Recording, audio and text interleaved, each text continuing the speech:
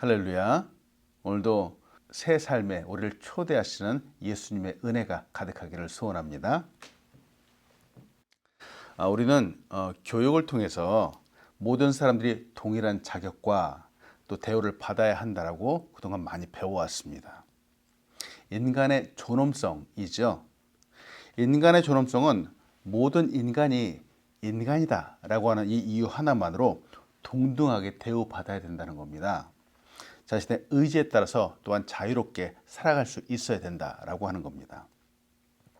이는 신분이나 어떤 신체적인 조건, 성별을 초월해서 누구에게나 보편적이고 절대적으로 이 모든 것들이 보장되어 있어야 된다라고 하는 말입니다.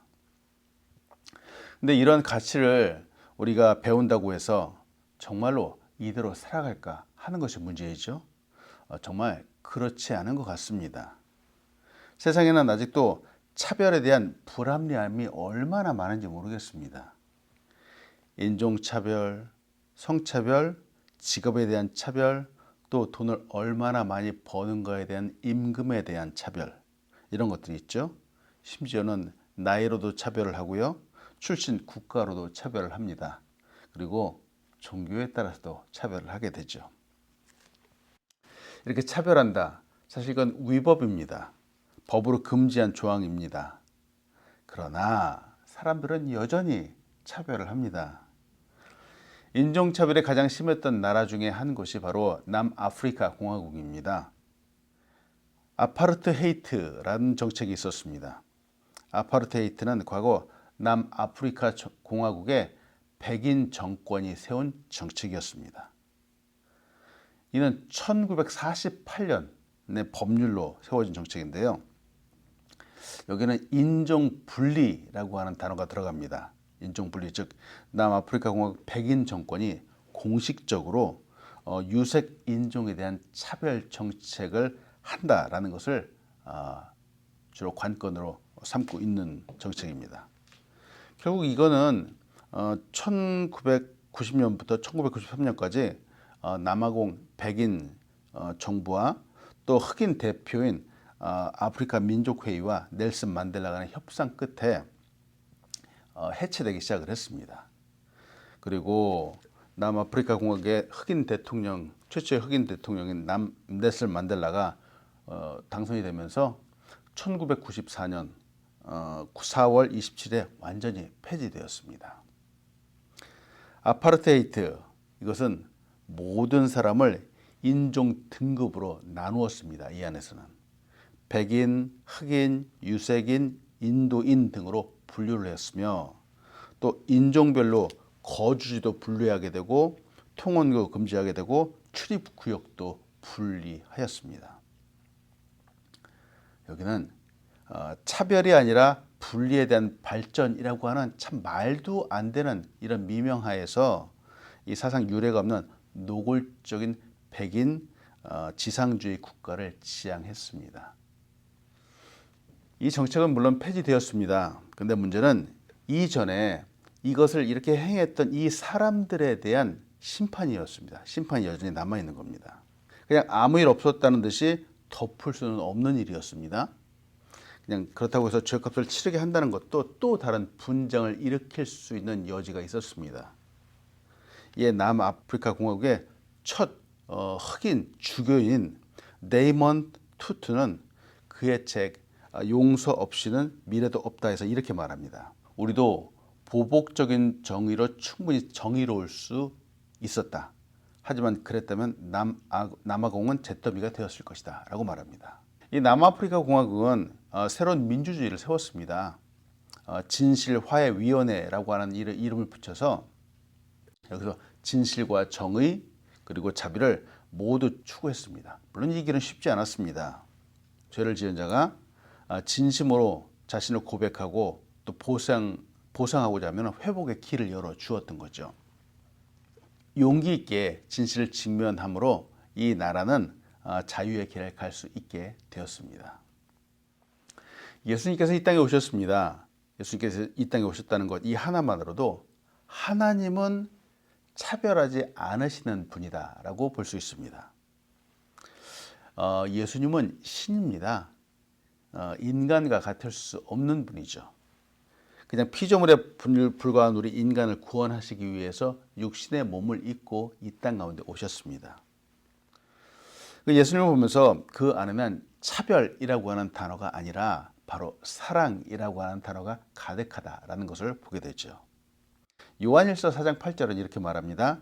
사랑하지 아니하는 자는 하나님을 알지 못하나니 이는 하나님은 사랑이심이라. 이렇게 말하죠. 오늘도 차별 없는 이 놀라운 사랑이 우리의 삶 가운데 가득하기를 간절히 소원합니다. 아멘. 하나님은 우리를 차별하지 않으시지만 세상은 우리를 차별합니다. 누가복음 당시에 유대인들은 로마의 세금을 징수하며 강탈했습니다. 그리고 거기에 더해져서 세리는 사람들을 더 착복했습니다. 그래서 이제 사람들은 세리라고 하면은 혐오하기도 했었고요. 죄인 취급을 하기도 했습니다. 그런데 예수님께서는 이 멸시받던 세리 레위를 바로 제자로 불러주셨습니다. 그리고 그의 집에서 식사하며 교제했습니다. 오늘 본 말씀 누가복음 5장 27절로 29절입니다. 그 후에 예수께서 나가사 레위라고 하는 세리가 세관에 앉아 있는 것을 보시고 나를 따르라 하시니 그가 모든 것을 버리고 일어나 따르니라. 레위가 예수를 위하여 자기 집에서 큰 잔치를 하니 세리와 다른 사람이 많이 함께 앉아 있는지라. 오늘 이 말씀을 통해서 여러분과 같이 나누고 싶은 첫 번째는 예수님은 우리에게 기회를 주시는 분이라는 거죠. 기회를 주시는 분. 기회를 주신다. 구원의 기회, 또 제자로 살아갈 수 있는 기회. 이 땅에서 하나님의 이름을 높이고 또 선을 행할 수 있는 기회입니다. 예수님께서 세리를 만나기 전에 바로 사람들 앞에서 가르쳤습니다. 그때 마침 중풍병자가 지붕을 뚫고 내려왔죠. 그리고 그를 치유해 주셨습니다. 그리고는 집 밖으로 나가셨습니다. 나가셨는데 집 밖으로 나가자마자 레위라고 하는 세리가 세관에 앉아 있는 것을 보셨습니다. 그리고 예수님이 그를 보자마자 나를 따르라 하고 말씀해 주셨죠. 놀란 것은 이 레위라고 하는 세리는 그 즉시 그 모든 것을 버리고 예수님을 따랐다라고 하는 겁니다. 기회, 이 인생의 결정적인 기회는 그렇게 많이 오지 않습니다. 중요한 기회 그렇게 많지 않습니다. 세상적인 말로 큰 기회가 인생에서 3번 온다라고 말하기도 합니다만 글쎄요, 과연 이 기회라는 것이 무슨 기회이고 무엇을 위한 기회일런지요. 예수님이 그 세리를 보고 나를 따르라 하고 말씀하셨죠. 지금 예수님과 함께 있는 수많은 사람들이 있습니다. 이상하게도 예수님은 저들 향해서는 나를 따르라라고 말씀해 주지 않으셨습니다. 그런데 오직 이 사람 레위라고 하는 이 세리 그에게만 지금 말씀하고 계신다는 거죠. 이는 기회입니다. 예수님이 불러주시는 기회입니다. 무엇과도 바꿀 수 없는 기회이죠. 레위는 이 기회를 잡았습니다. 그의 모든 것을 버렸다라고 성경은 기록하고 있습니다. 이 기회를 잡는 사람, 이를 위해서 전생애를 걸 수 있는 사람이라면 하나님의 영광을 위해서 귀하게 쓰임받지 않을런지요. 자신의 것을 다 버릴 수 있는 사람이라면 자신이 갖고 있던 것보다 더 놀라운 일들을 할 수 있을 것입니다. 이와 비슷한 사건이 마태복음 19장에서 등장합니다. 바로 부자 청년의 이야기입니다. 그도 영적인 것에 관심이 있는 사람이었습니다.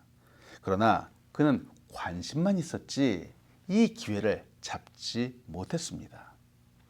마태복음 19장 21절로 22절은 이렇게 말합니다. 예수께서 이르시되 내가 온전하고자 할진대 가서 내 소유를 팔아 가난한 자들에게 주라. 그리하면 하늘에서 보화가 내게 있으리라.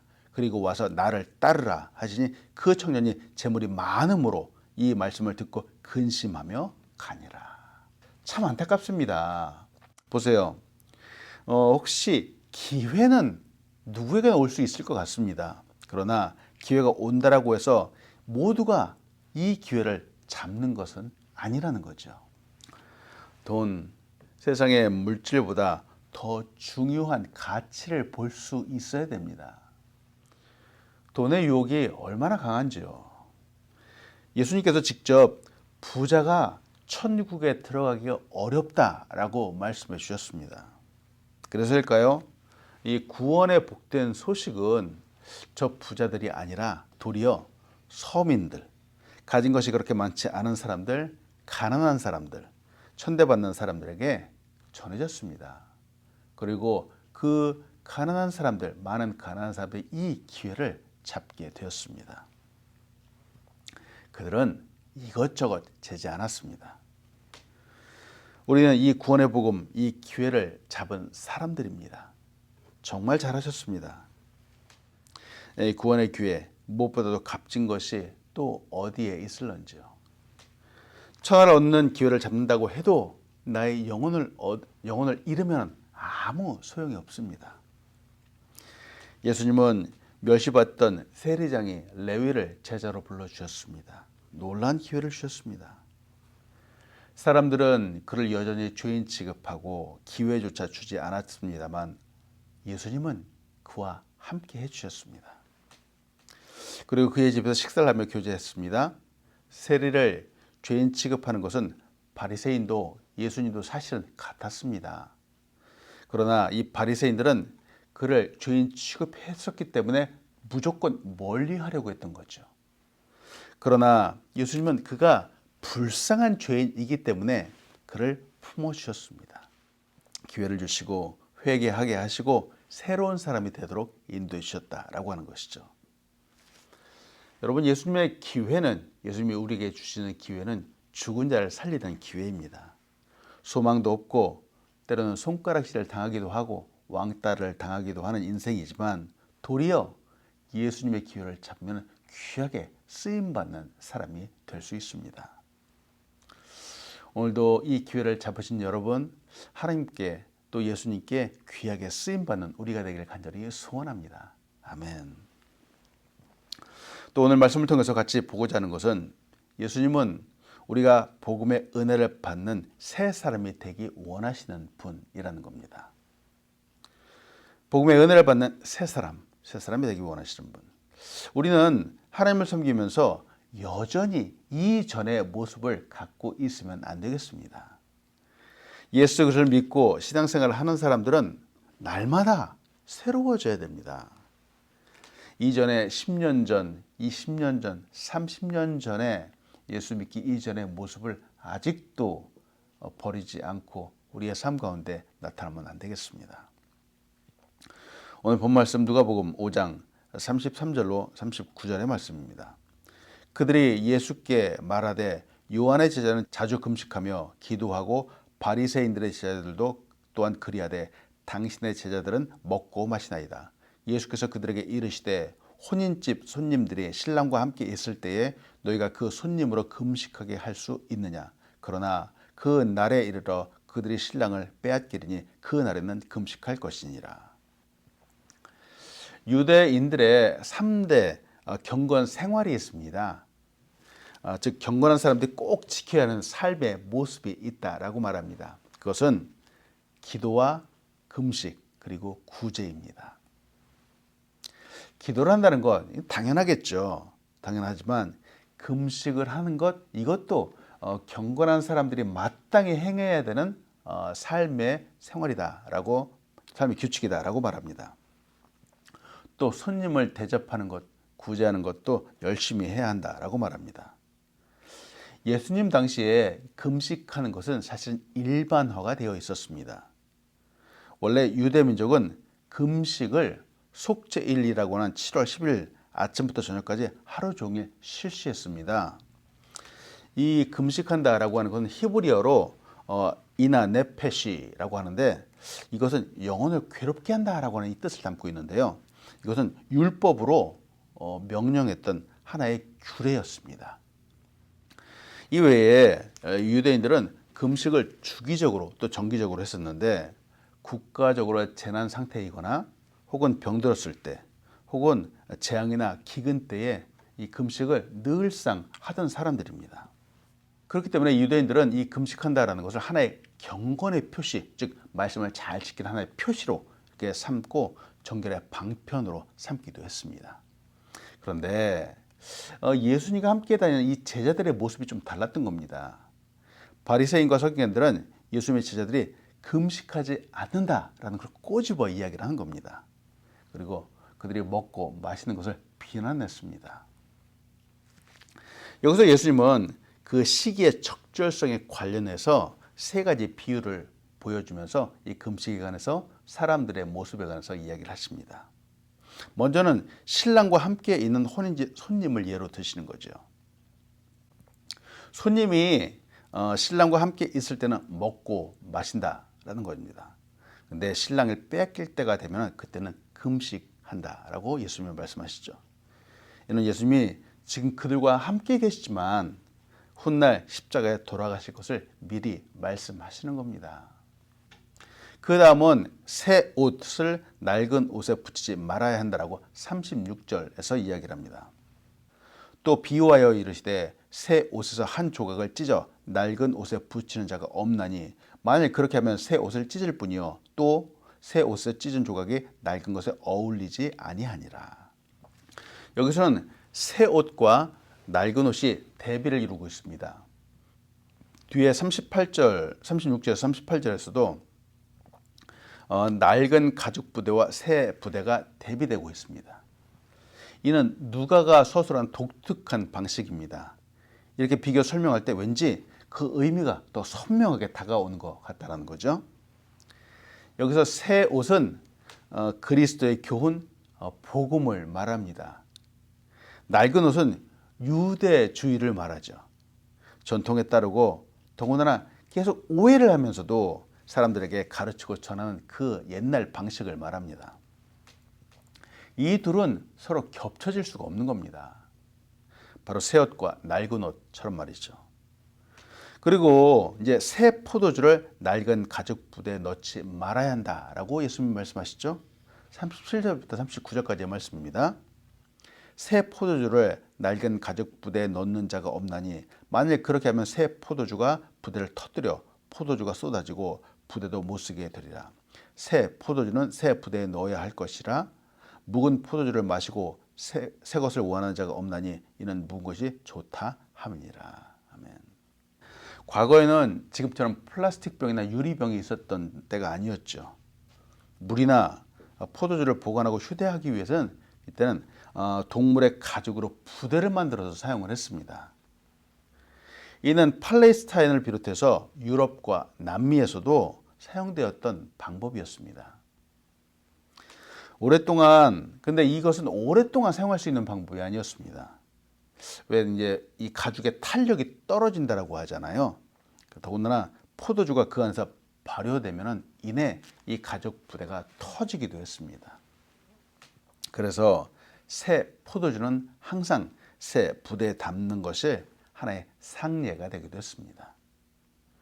왜냐하면 낡은 가죽 부대에 새 포도주를 담을 경우 그 부대가 이내 터져서 포도주도 버리게 되고 결국 이 부대도 쓰지 못하게 되기 때문이었죠. 이 비유에서 역시 새 포도주라고 하는 것은 예수님의 가르침을 말합니다. 복음입니다. 근데 낡은 가죽 부대는 유대교의 형식주의를 말합니다. 이것은 예수님의 은혜로운 가르침이 이 형식 위주의 율법의 낡은 형태 속에 담겨질 수 없다라는 것을 말합니다. 예수님이 오셨습니다. 예수님이 오심으로 자유와 생명과 기쁨이 넘치는 새 시대가 되었습니다. 이 생명력 넘치는 복음을 받기 위해선 낡은 전통들, 하나의 사상들, 형식들, 이런 행위들을 버려야 되죠. 이 형식적인 금식과 기도보다 중요한 것은 바로 복음의 은혜를 받아 누리는 것입니다. 오늘도 이 하나님의 사랑과 은혜가 우리의 삶 속에, 우리의 가슴 속에 가득하기를 간절히 소원합니다. 우리의 옛것을 과감히 버리십시오. 그리고 하나님의 은혜 가운데 정말 참 기쁨으로 살아가는 우리가 되기를 간절히 소원합니다. 기도하겠습니다. 하나님 감사합니다. 오늘도 우리에게 귀한 말씀으로 다시 한번 보게 하심에 감사함을 드립니다.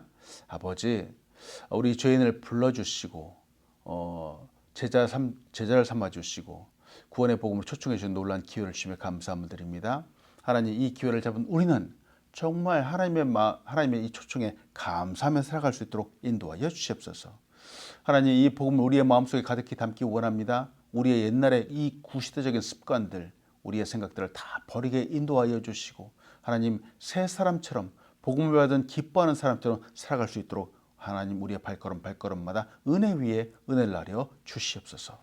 이 땅 가운데 귀한 교회를 세우셨습니다. 우리 교회가 건강하고 아름다운 교회, 정말 하나님의 이름을 높이는 교회 될 수 있도록 하나님 축복하여 주시옵소서. 우리의 가정마다 하나님의 놀라운 은혜와 역사가 충만하도록 인도하여 주시옵소서. 감사합니다. 예수님의 이름으로 기도합니다. 아멘.